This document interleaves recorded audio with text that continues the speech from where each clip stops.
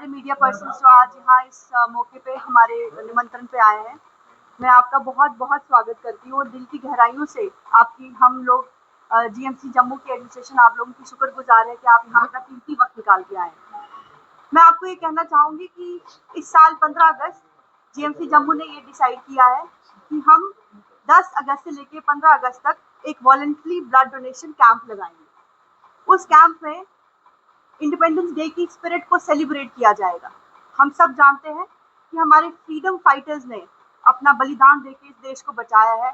हम चाहते हैं देश के युवा, जम्मू कश्मीर के युवा, स्टूडेंट्स, अलग अलग ऑर्गेनाइजेशंस और सोशल ऑर्गेनाइजेशंस जो है वो सामने आए इस ब्लड डोनेशन कैंप के लिए। ये बिल्कुल वॉलंटरी है और हम ये बताना चाहेंगे कि हमारे पास ब्लड बैंक के एक्सपर्ट भी मौजूद हैं। मेरे लेफ्ट साइड पे बैठे हुए हैं डॉक्टर साहब, डॉक्टर नवीन अख्तर, और मेरे राइट साइड पे हमारे जो है रेजिडेंट डॉक्टर एसोसिएशन के प्रेसिडेंट हैं डॉक्टर तरुण, और हमारे जो वेलफेयर ऑर्गेनाइजेशन है उसके भी प्रेसिडेंट डॉक्टर अरुण जी यहाँ पे बैठे हुए हैं। तो आपके माध्यम से यही कहना चाहूँगी कि हमारा जो ये रिक्वेस्ट है वो जन जन तक पहुँचे, हर घर में पहुँचे कि 10 से 15 अगस्त जीएमसी जम्मू आके आप जो है ब्लड डोनेशन करें और योगदान दें। किसी की जिंदगी में उम्मीद की किरण बन के आए। आपका 1 पॉइंट का ब्लड 2 से 3 जाने बचा सकता है। और मैं ये भी बोलना चाहूँगी, आप में से बहुत सारे लोग होंगे जिनको शौक होगा डॉक्टर बनने का, तो आज ये मौका है, क्योंकि जान सिर्फ डॉक्टर बन के नहीं बचाई जाती है, ब्लड डोनेट करके भी बचाई जाती है। तो be a proud blood donor. अब मैं रिक्वेस्ट करूंगी नवीन सर को, अगर वो कुछ बोलना चाहेंगे तो। वेरी गुड आफ्टरनून, नमस्ते, आदाब सारे मीडिया पर्सन्स, एमएस सर और डॉक्टर शाइस्ता हमारे डीएमएस मैम, इन सब ने मैम ने एक इनिशिएटिव लिया है और हमसे इन्होंने डिस्कस किया है and I was very much thankful कि उन्होंने ये एक नया इनिशिएटिव स्टार्ट किया है, a week of donation and that too for the nation.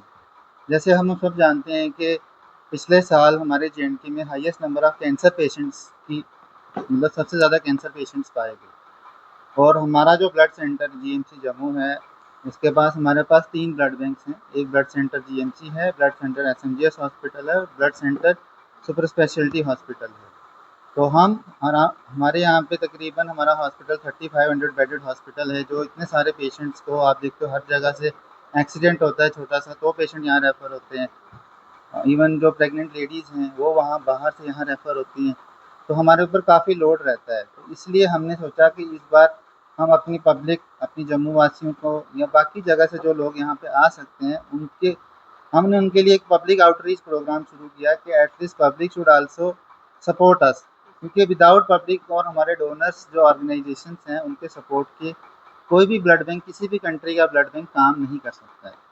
तो ये जो लोगों के का ही ब्लड होगा और लोगों के लिए ही होता है।